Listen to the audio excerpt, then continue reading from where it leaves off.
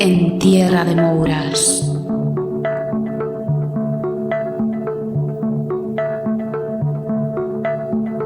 Hay lugares que te marcan espiritualmente, que cuando los visitas por primera vez sientes como que ya has estado antes, notas como una especie de energía misteriosa que recorre tu cuerpo de pies a cabeza como una descarga de corriente eléctrica que te sacude e incluso provoca que entres como en una especie de estado alterado de conciencia. A mí me pasa siempre que visito la comarca de Allariz, en Ourense, ya sea el pueblo en sí o alguna parroquia de los alrededores, pero especialmente me pasó el fin de semana del 13 de junio del presente año, cuando tras un plan que se torció por culpa del mal tiempo, un fin de semana que en principio iba a ser de relax, de desconexión, de todo y de todos en la piscina del hotel, terminó convirtiéndose en una aventura de exploración de esas que tanto me gustan, de visitar lugares mágicos y de poder cargados de leyenda. Soy Kela Carrasco y estás escuchando En Tierra de Mouras.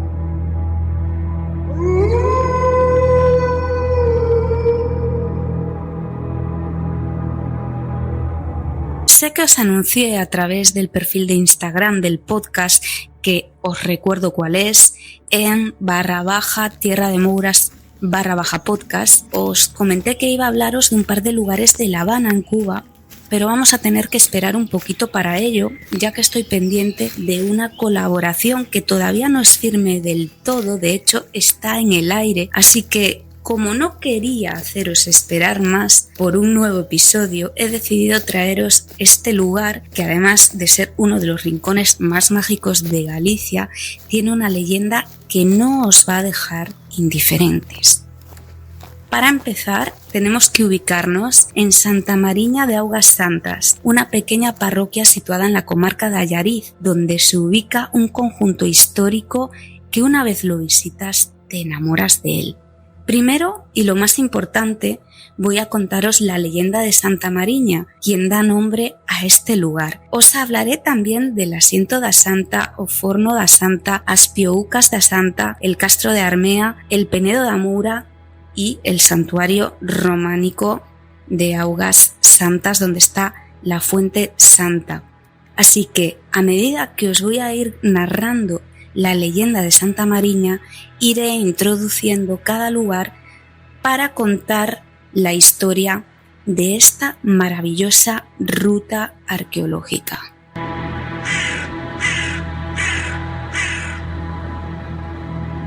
Esta pequeña localidad es famosa por el santuario de Santa Mariña, una mártir protagonista de una terrible y oscura leyenda. ¿Pero quién fue esta joven?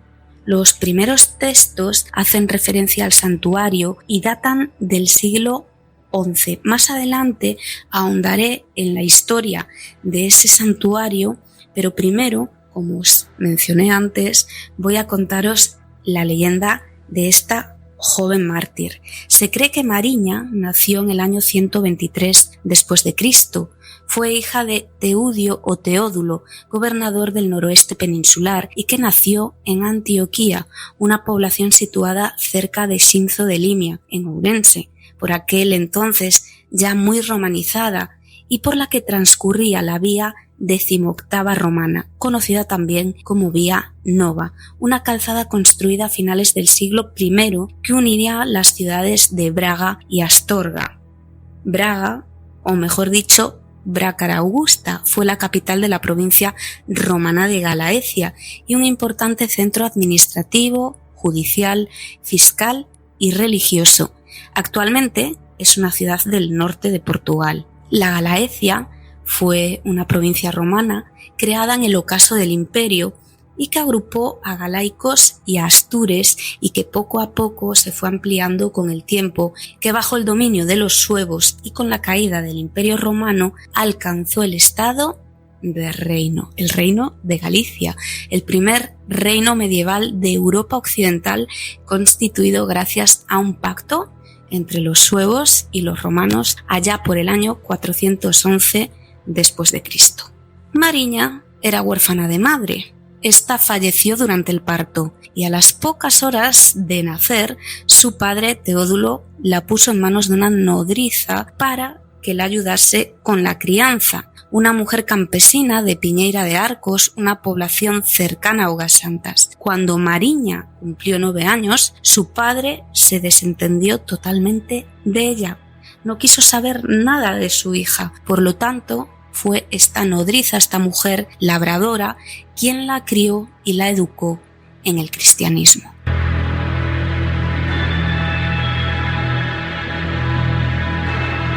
La nodriza bautizó a la pequeña y desde muy chiquitina le enseñó las técnicas del pastoreo, la enseñó a coser, a hilar y a rezar. A la sombra de los robles centenarios, Mariña hilaba, guardaba los ganados y rezaba sus oraciones. A la edad de 15 años tuvo la mala suerte de que un romano se cruzase en su camino. Hay versiones de la leyenda que sitúan este encuentro entre el romano Librio y Mariña, donde está precisamente o asento da Santa, el asiento de la Santa, que es una piedra con forma así de banqueta primitiva, vamos a decirlo, donde se dice que Mariña se sentaba a hilar y a rezar mientras cuidaba de su ganado. Otras versiones sitúan el encuentro entre el romano Librio y Mariña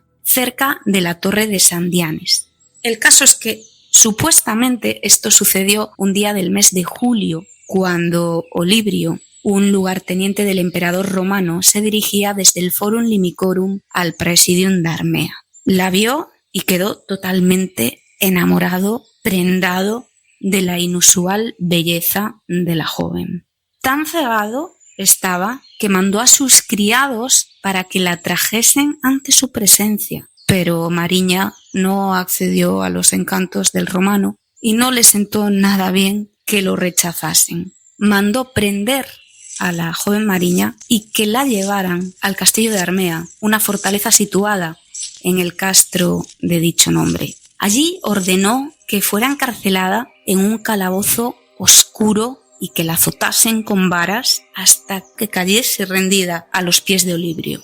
Esto no sucedió y, por supuesto, Olibrio se enfadó todavía más, si cabe, hasta alcanzar un punto de crueldad total. ¿Por qué digo esto? Porque la mandó quemar viva.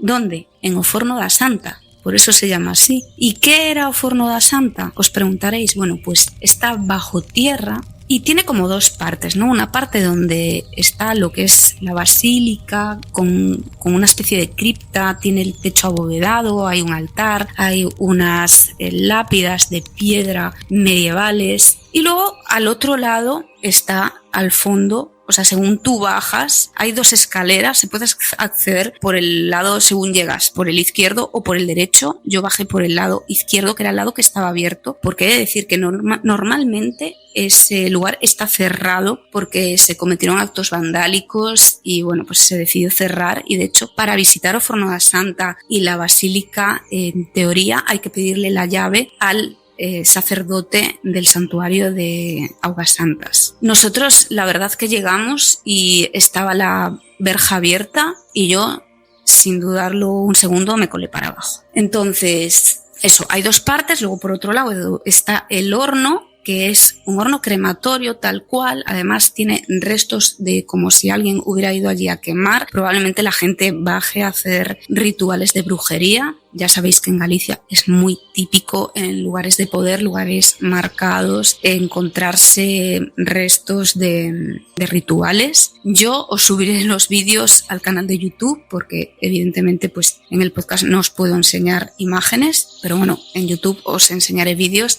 de cuando bajé y supuestamente ese templo que se cree que fue un antiguo templo primitivo, pagano, donde se veneraba, rendía culto al agua y al fuego. Bueno, pues ahí Olibrio fue donde mandó quemar a Santa Mariña. ¿Qué pasó?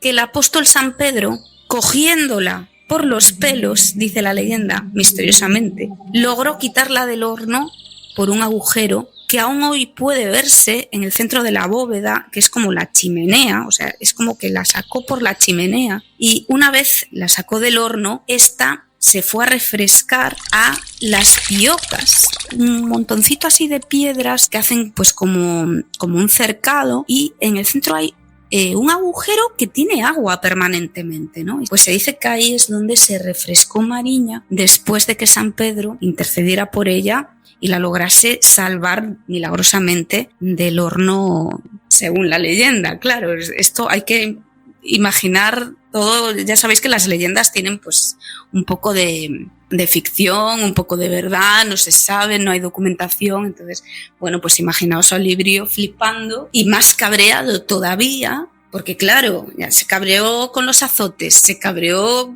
con el horno que tampoco le salió bien. ¿Y qué dijo? Pues a decapitar a Santa Mariña, vamos a decapitar a Mariña, y ahí no hay salvación ninguna.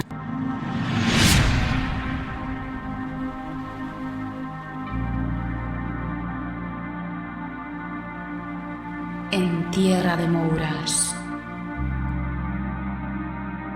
Antes de continuar con la tercera parte de la leyenda, que es cuando Olibrio, súper enfadado, manda decapitar a Mariña, alucinado de que pudiera haberse salvado de ese horno crematorio y de las llamas abrasadoras del fuego, os voy a leer un fragmento que hace precisamente referencia al Forno da Santa, el horno de la Santa, que se convirtió en un lugar de culto y peregrinación cristiana.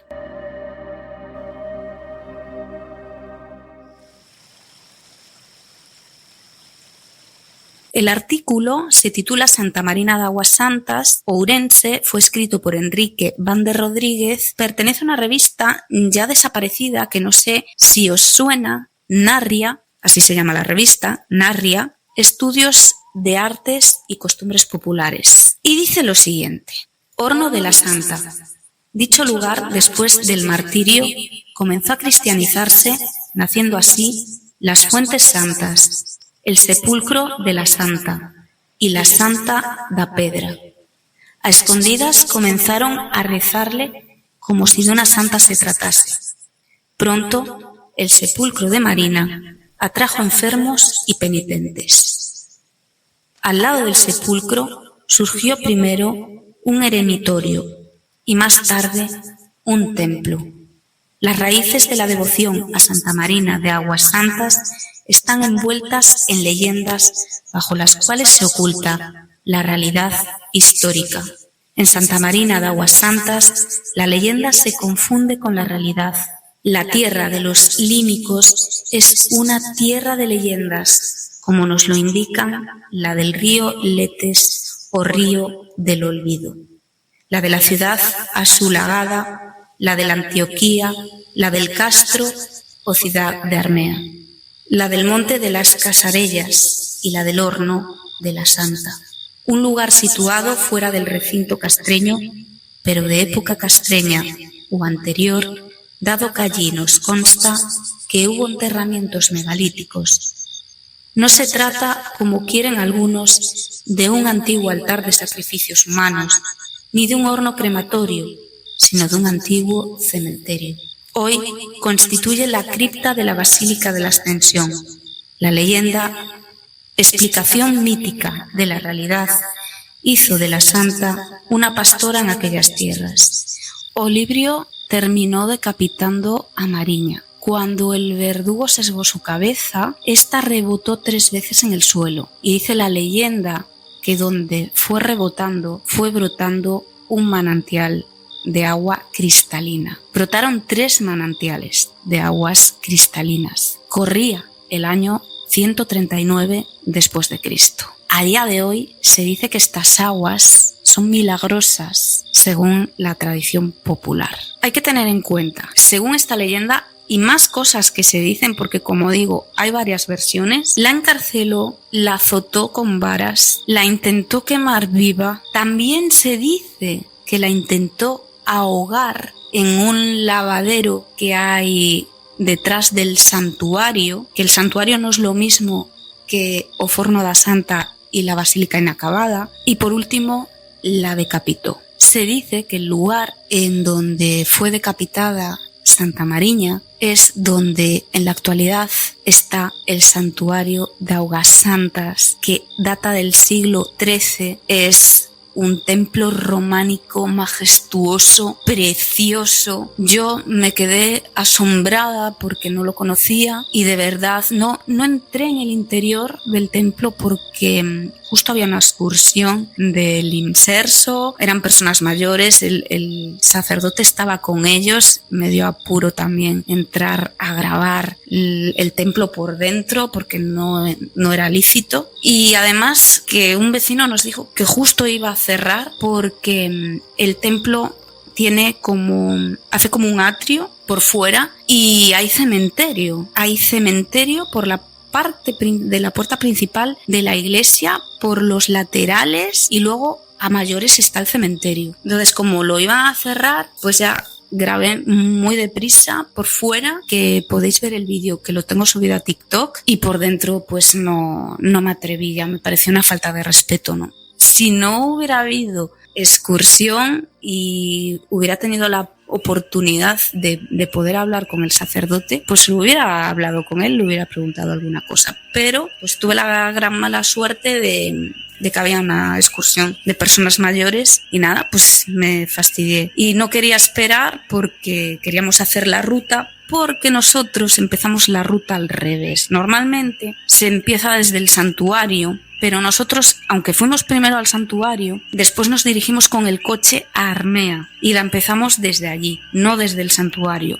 ¿Por qué? Pues no lo sé, porque realmente como se debe empezar es como la empezamos nosotros, porque para ir haciendo lo que es el martirio de Santa Mariña, para acabar, deberíamos de haber acabado en el santuario. Yo creo que es mejor empezarla desde donde la empezamos nosotros. Si volviera a hacerlo, volvería a hacerlo así, porque recorres el camino que recorrió ella en su martirio y la verdad que yo creo que por algún motivo lo hicimos así por algo. O sea, que no fue casual, porque verdaderamente nosotros teníamos el coche bien aparcado en el parking que hay donde el santuario de Augasantas. Podíamos haber ido perfectamente por el pueblo y hacerla. Es una ruta circular, son 2 kilómetros más o menos y se hace súper bien. Además, en junio los días son más largos, pero pues no sé por qué la empezamos desde Armea, no desde el Castro, que podíamos haber empezado desde el Castro, pero cogimos otro camino,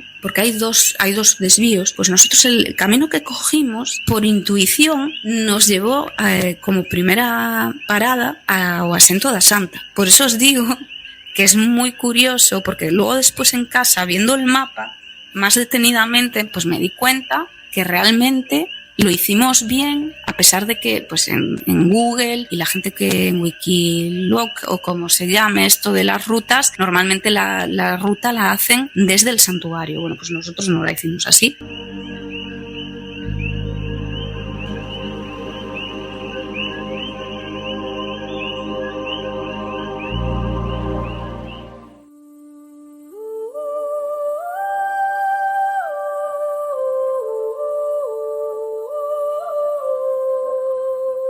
Una de las primeras piedras milenarias con las que nos topamos haciendo esta ruta, como os he dicho, fue o Asento da Santa. El asiento de la Santa, donde dice la leyenda que Mariña se sentaba mientras pastoreaba, tejía y rezaba sus oraciones. Allí pasaba horas y por ello se dice que dejó unas marcas, supuestamente, de sus taloncitos en la roca, que son unos agujeros pequeños como unas hendiduras en la piedra. De todo esto os pondré imágenes cuando suba el programa al canal de YouTube. Nosotros, he de decir que todas las localizaciones de la ruta, es una ruta, como he dicho, es circular, de unos 2 kilómetros más o menos, pues nos saltamos algunas localizaciones, como por ejemplo a Pedra Santa, muy a mi pesar. Por lo que pude ver en Google, creo que también te puedes encontrar alguna casa en ruinas, pero es que partimos de la base que para encontrar el sitio nos perdimos con el coche durante 1 hora de reloj. El GPS no nos sabía llevar al lugar y acabábamos siempre en el mismo camino. A mí me recordaba a la serie de From. Digo, esto no nos puede estar pasando. Es que 1 hora dando vueltas y siempre acabamos eso en un sendero súper estrecho sin ningún tipo de indicación por el que el coche no podía circular, quizá una moto o una bicicleta. Y claro, tampoco teníamos en ese lugar donde dejar apartado el coche o aparcado para explorar caminando. Así que desesperados, resulta que le preguntamos a una señora, que es que tampoco es que hubiera mucha gente, porque estamos en la Galicia profunda, en aldeas que están prácticamente vacías, pero encontramos a una señora muy mayor y desesperados le preguntamos cómo ir al santuario de Augas Santas y ao Forno da Santa. Y es que para nada estábamos en el lugar indicado. Entonces, a veces es mejor no hacerle caso al GPS y yo creo que deberíamos de volver a tener mapas de carretera antiguos, porque yo aluciné, me pasó en alguna otra ocasión algo parecido, pero lo de esta vez fue alucinante porque ya nos estaba dando hasta mal rollo, hasta yo me estaba comiendo la cabeza pensando, pues hay una energía que no quiere que vaya a este lugar por algo. Pero bueno, finalmente dimos con el santuario de Augas Santas y desde el santuario os va a marcar correctamente ya el GPS el camino que tenéis que seguir para la ruta arqueológica y pues ver o Forno da Santa, el Castro de Armea y demás puntos. Que de hecho la ruta la podéis hacer, como ya os dije, partiendo desde el santuario de Augas Santas, que yo creo que es lo mejor para que no os compliquéis la vida. Nosotros pues lo hicimos de otra manera porque surgió así. Y bueno, también se puede hacer, lo que pasa que desde donde la empezamos nosotros hay una señal de parking y el parking es muy chiquitito, muy chiquitito. También he de decir que hicimos la ruta nosotros 2 solos. O sea, es que no había absolutamente nadie haciendo esa ruta, que en parte dices qué guay, pero por otro lado te ves caminando por el medio del bosque en soledad y la verdad ponía un poquito los pelos de punta.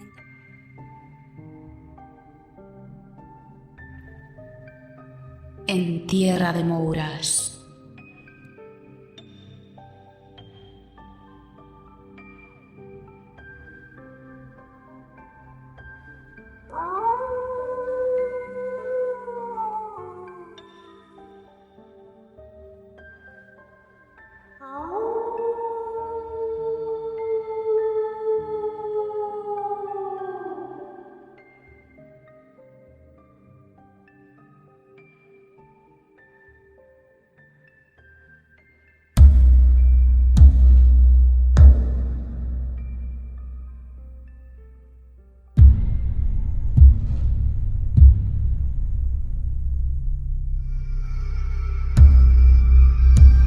Nosotros, por culpa de esto, de que nos perdimos muchísimo tiempo. Empezamos la ruta bastante tarde, sobre las 5:30, con lo cual, aunque los días en junio sí que es cierto que ya son más largos, evidentemente vas como un poco más apurado, porque no controlas mucho las distancias, tampoco sabes lo que te puedes encontrar en el camino y todas esas cosas. Aparte, es que son senderos como os digo, que cruzan bosque frondoso. Y bueno, pues eso, mi recomendación sobre todo es que si tenéis pensado hacer esta ruta, vayáis por la mañana, con buen tiempo, importante, porque como os llueva, os vais a enfangar. Y bocadillos, bebida, calzado cómodo, sin manchar el bosque, por favor no tiréis mierda, ni plásticos, ni papeles, porque es que no hay cosa que más nerviosa me ponga que ver un Kleenex o lo que sea tirado en la naturaleza. Es que me pone mala. Pero sí que os recomiendo eso, que hagáis la ruta por la mañana, que paséis todo el día explorando cada recoveco de este lugar tan mágico que enamora, pero ojo, que sabiendo la historia no solo de Santa Mariña, sino la de Roma Santa, cierras los ojos, viajas atrás en el tiempo, te transportas y se te ponen los pelillos de la nuca de punta, porque yo había momentos que iba por allí y digo, es que parezca que esté el espíritu de este señor por aquí. Da yuyu.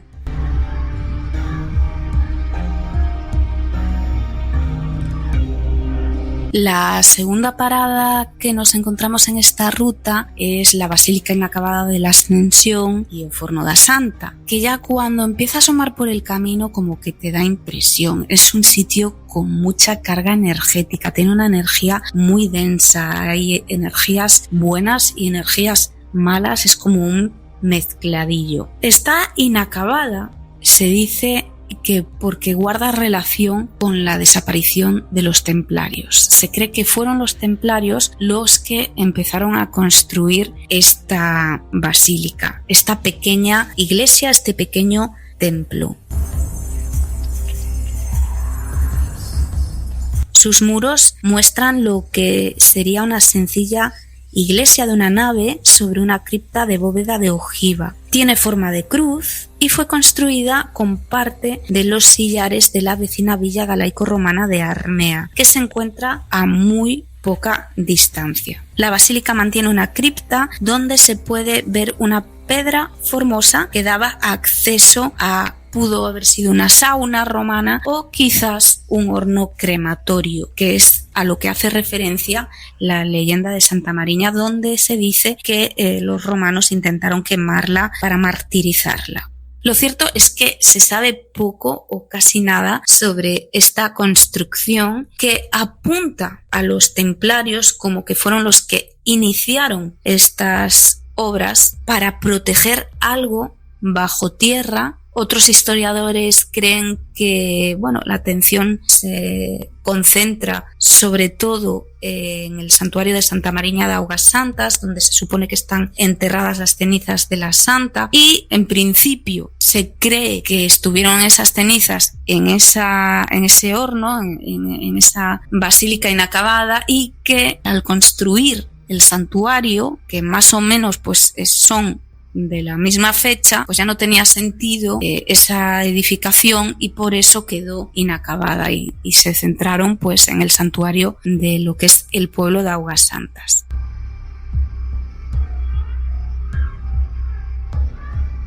Algo muy curioso y que a mí me llamó personalmente la atención es que te encuentras, en cuanto bajas, lo primero que ves son unos tapas, lápidas de sarcófagos medievales, y ese altar, la verdad es que impresiona muchísimo verlo en persona. Es que yo quiero volver, porque yo necesito volver a este lugar con más gente y poder hacer una investigación allí, porque yo creo que es un lugar en donde se da el fenómeno paranormal, tiene que darse seguro, porque yo allí tuve muchas sensaciones y estaría genial estar en la noche en este lugar.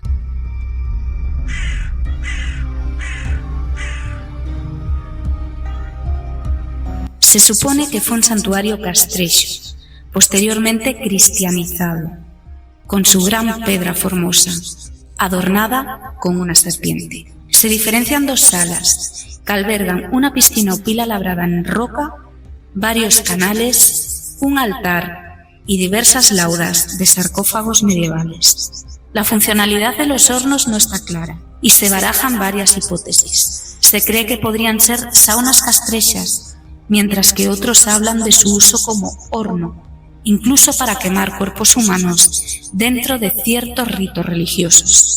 También se habla de ritos iniciáticos, siguiendo la pista de las decoraciones de la piedra formosa, la serpiente. Se diferencia perfectamente la piscina o pila que recogía el agua y que sirvió como terma para los romanos. También hay varias laudas sepulcrales, algunas de tradición visigoda. La siguiente localización y tercera fue o Penedo da Moura, que es una piedra gigantesca, y sigues el camino de esa antigua calzada romana y es que ya te vas a dar cuenta porque es una piedra enorme, súper grande. Se le llama Penedo da Moura y hace referencia a las mouras, a los mouros, porque estos seres mitológicos del folclore popular gallego se relacionan con ser los constructores de todo aquello que el lugareño desconocía, es decir, esas piedras tan grandes que no sabes cómo están ahí y no te cae encima, pues se dice, ¿no?, en el folclore gallego, que es cosa de los mouros, de los mouros, que eran los constructores, y de ahí viene que se llame Penedo da Moura, ¿no?, porque se dice que en estas piedras tan grandes suele haber una aparición, suele estar ligado a apariciones de mouras. Y lo cierto es que estas formas, estas construcciones, estas bolas gigantes de piedra, es que son súper misteriosas. Cuando las ves piensas, ¿cómo? ¿Por qué esto está aquí así? A mí me encanta todo esto de las mouras, los mouros y los menhirs, estas piedras enormes. Yo cuando veo una la toco, me restriego porque es una maravilla. La cuarta localización es o Carballo da Santa e Piocas da Santa, que es donde se dice que Santa Mariña se va a refrescar después de que San Pedro la salvara de las llamas del horno. ¿Y qué es el Carballo da Santa e Piocas da Santa? Bueno, pues es un carballo que está rodeado por un muro de piedrecillas, de piedras, perfectamente señalizado, y se trata de una roca con 2 pilas labradas que, según dice la tradición, tienen agua permanentemente. Aunque esté sin llover un mes, ahí hay agua permanentemente, y se dice que esas aguas son milagrosas. Lo cierto es que nosotros, os lo enseñaré en YouTube, evidentemente, cuando fuimos, las piedras estaban llenas de agua. Había agua. Bueno, pues se dice que estas aguas son milagrosas, son buenas para la vista, los dolores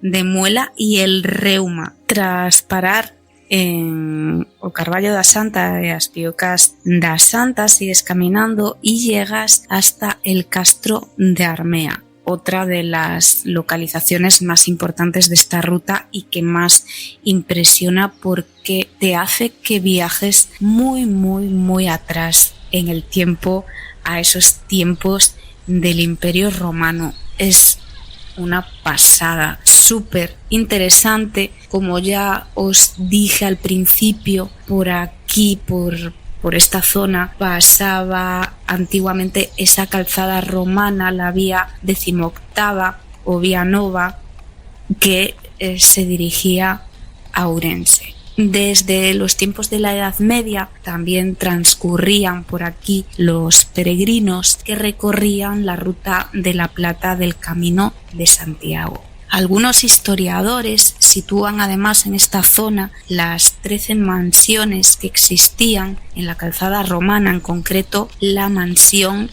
Salientibus. No sé si lo he dicho bien, Salientibus será más bien, ¿no? Que, bueno, pues otros sitúan en la villa de Baños de Molgas o en Sinzo da Costa en Maceda. El caso es que es un camino súper bonito, está repleto de piedras ancestrales, de robles centenarios que alimentan esa imaginación nuestra, ese folclore, esa mitología popular gallega, y pues te imaginas que en cualquier momento te va a salir un trasno o se te va a aparecer una mura por el camino.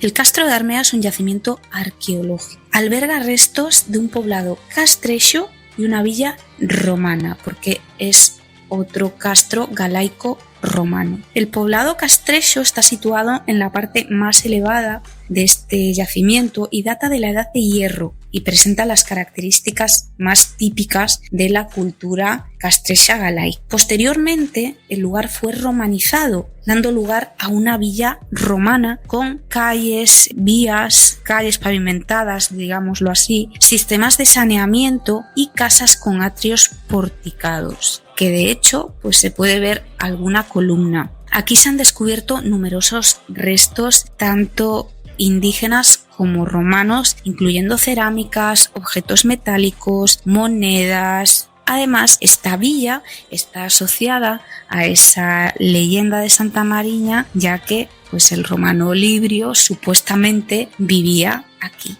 El Castro de Armea es un ejemplo de la convivencia de esas dos culturas, que esto ya os lo comenté en un vídeo de YouTube sobre el Castro de Viladonga, y la riqueza arqueológica de la zona, que es brutal, con esos restos que evidencian la importancia de este enclave en aquellos tiempos. Podría decirse que el Castro de Armea es un museo vivo en la naturaleza, en medio de la naturaleza de historia. O sea, es un museo vivo de historia de civilizaciones antiguas.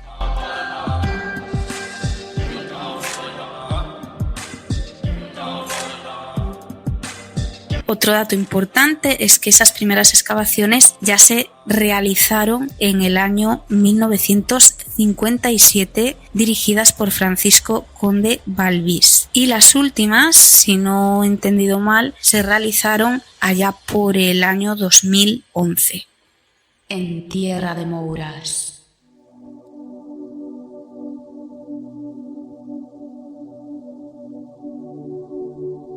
Actualmente en esta área se pueden encontrar excavaciones de arqueología de la villa romana trabajadas por investigadores como Francisco Conde Balbís, que ya os lo acabo de decir, y donde también se han encontrado restos, destacando sobre todo un objeto en concreto que es o guerreiro alaricano, que junto con los otros restos romanos e indígenas encontrados en el yacimiento de la villa están custodiados en el Museo Arqueológico de Ourense, donde destacan esas dos estatuas de los guerreros galaicos. Yo os aconsejo que visitéis el museo porque además la entrada es gratuita, yo no pagué absolutamente nada el Museo Arqueológico de Ourense y merece mucho la pena porque se pueden ver súper de cerca objetos encontrados en la zona súper antiguos. Yo os hablaré más en detalle del Castro de Armea, tanto del Castro de Armea. Voy a hacer un especial, creo que voy a hacer un especial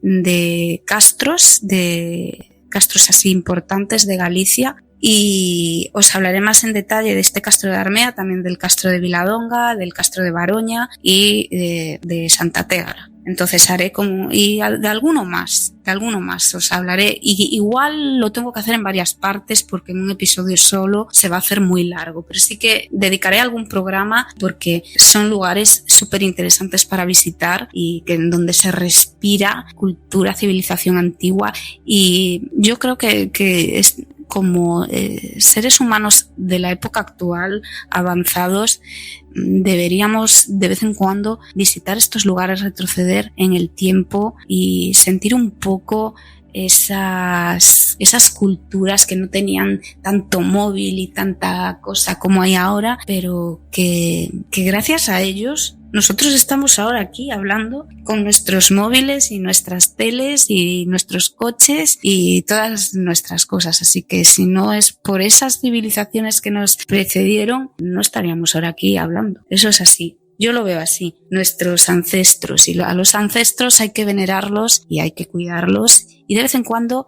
hay que visitar estos lugares ancestrales. Yo creo que son necesarios también para nuestra psique, para nuestra alma, nuestro espíritu también necesita recordar cosas.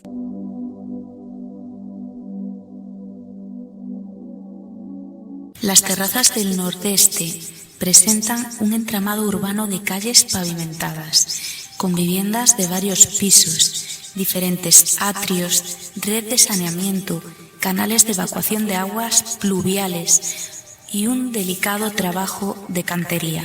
El recinto castrecho primitivo se rodea por una muralla de unos 3 o 4 metros. Algunas piedras se fueron utilizando para hacer muros de mampostería en las casas y fincas de los vecinos de los alrededores. Sorprende la magnitud del asentamiento y toda la estructura con varias columnas que hacen patente la majestuosidad de la arquitectura, al igual que otros elementos que visibilizan el desarrollo de la sociedad de la época.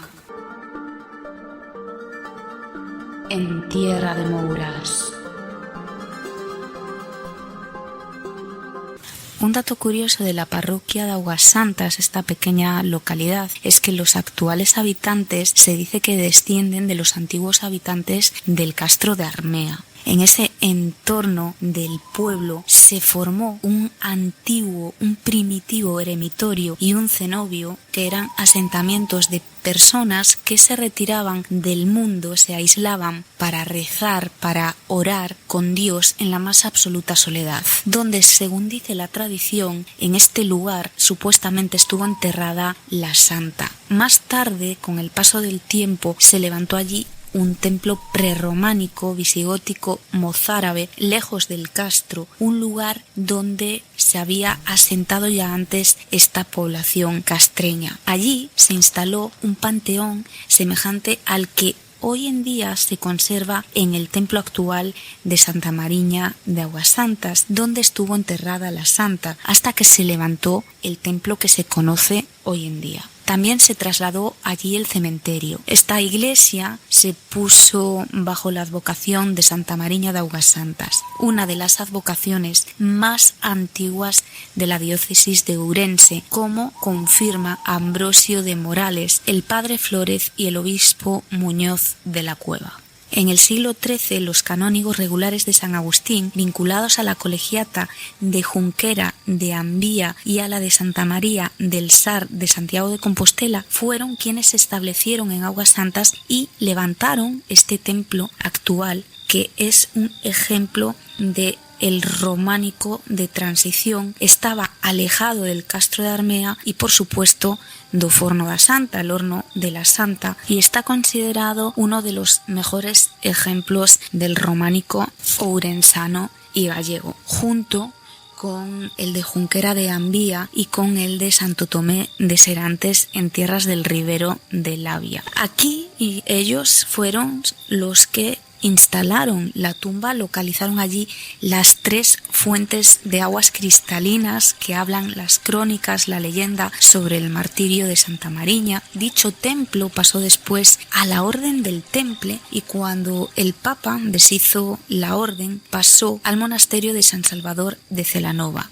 En el siglo XVI le fue usurpado por un miembro de la Casa de los Figueroa y más tarde Felipe II convirtió dicho templo y sus bienes en un beneficio de patronato real administrado por un capellán y por 12 racioneros, los cuales en el siglo XVIII quedaron reducidos a solamente 4. A finales del siglo XVII el señorío de Augasantas pasó a ser señorío jurisdiccional episcopal atendido por la dignidad capitular. Desde entonces el obispo de Ourense es quien administra la parroquia de Augasantas por un vicario nombrado ad nutum. Ad nutum significa un poco como suena, a dedo, a voluntad, o sea que es el obispo de Ourense quien elija al vicario encargado de cuidar y custodiar ese santuario de Augasantas.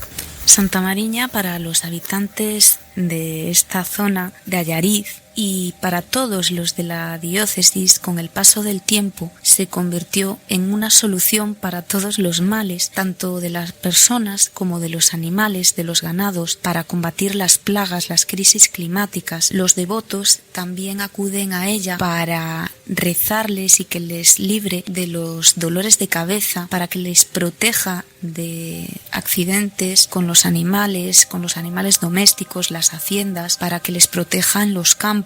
Esta devoción por la santa originó una romería que consiste en visitar individual o colectivamente la casa de la santa para invocar su nombre, darle las gracias y pedirle los favores. Y poco a poco la devoción se fue difundiendo a lo largo y a lo ancho de toda Galicia y en la actualidad la santa tiene dedicadas 21 parroquias, 8 ermitas y capillas. Yo le pregunté al ChatGPT y me da concretamente 10 iglesias consagradas en Galicia a Santa Mariña. Y os las voy a leer para que, las tengáis un poco de referencia. Iglesia Santa Mariña de Cabreiros en Xermade, Lugo. Iglesia Santa Mariña de Cambados en Pontevedra. Iglesia Santa Mariña de Fragas en Campo Lameiro, Pontevedra. Iglesia Santa Mariña de Baíña en Bayona, Pontevedra. Iglesia Santa Mariña de Carracedo en Carracedo, Pontevedra. Iglesia Santa Mariña de Vincios en Gondomar, Pontevedra. Iglesia Santa Mariña de Chantada en Chantada, Lugo. Iglesia de Santa Mariña de Galegos en Láncara, Lugo. Iglesia de Santa Mariña das Maroñas en Mazaricos, a Coruña. Y por último, Iglesia de Santa Mariña de Areas en Tui, Pontevedra. La gran mayoría están en la provincia de Pontevedra, pero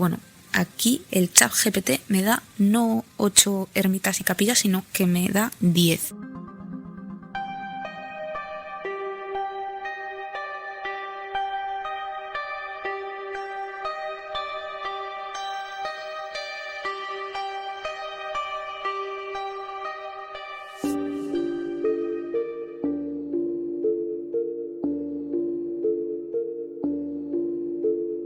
La festividad de Santa Mariña, la romería, se celebra el 18 de julio y se realizaban o se seguirán realizando, algunos al parecer se han dejado de hacer, rituales y como rituales, sí, de esa romería, ¿no? Por ejemplo, le piden favores tanto espirituales como materiales a la santa. Tampoco falta quienes le piden que se les remedie la soltería, la infecundidad. También las embarazadas piden porque todo salga bien durante el embarazo y tengan un buen parto. Se le pide por la salud de los hijos, para que se aleje de sus vidas las maldiciones y las malas energías, las malas vibras, y tengan buena suerte. Hay muchos devotos que acuden a la tumba, al sepulcro de la santa, y dan 3, 5 o 9 vueltas en torno al templete, algunos con velas encendidas entre las manos, otros de rodillas y rezando 9 Padre Nuestros. Otros devotos lo que hacen es visitar la fuente que se le conoce como Fuente Santa, y el pozo que está situado en la capilla de Santo Tomé. Y en dicha capilla hay un sacristán que continuamente saca calderos de agua de dicho pozo, porque los devotos llevan botellas vacías que se las entregan a este sacristán o a este ayudante, que el encargado de sacar el agua del pozo, para que se las llene y puedan llevarse a sus casas agua del pozo del santuario de aguas santas. ¿Para qué? Pues para rociar con ella las estancias de su casa, sus cuadras, las fincas, o para echársela a ellos, porque yo tengo cogido agua bendita de las iglesias, o pues de esto que te regalan agua de Fátima, y yo me la echo yo, por supuesto, que hay que estar libres de todo mal, por si las moscas. En el artículo que os nombré antes de Narria hay una referencia a Santa Pedra, que si os parece os voy a leer un pequeñito fragmento, que es un ritual que se hacía durante esta romería, que a día de hoy, por lo que pone aquí, se dejó de hacer. Hasta hace pocos años, todos los domingos, los devotos visitaban a Santa Pedra, situada en la cumbre de un montículo que delimita con la parroquia de San Vicente de Coucieiro. En la actualidad, esta costumbre ha desaparecido. La tierra y el agua son empleadas por los devotos como remedio contra los males físicos o psíquicos, como las malas miradas y la posesión diabólica, y contra las adversidades climáticas. También se dice que durante esta festividad los devotos se acercan a la capilla funeraria, que está adosada a la pared lateral sur de dicho templo, y allí pues compran objetos religiosos, reliquias, estampas, medallas, llaveros, postales, fotografías de Santa Mariña, y que lo típico pues es escuchar la banda de música, la orquesta, y luego pues se retiran a sus casas a comer la comida del patrón, o llevan la comida para comer a la sombra de las carballeiras que rodean el pueblo. Hay muchísimos árboles, es que es una zona súper boscosa, súper de naturaleza, que ya os digo que es que te quedas alucinada si eres una persona que te gusta pasear por lugares de naturaleza. Uno de los actos más importantes de estas fiestas son las procesiones, que hay que decir que aunque la festividad se celebra el 18 de julio, sí que empiezan antes, el 9 de julio, con las novenas. En Tierra de Mouras.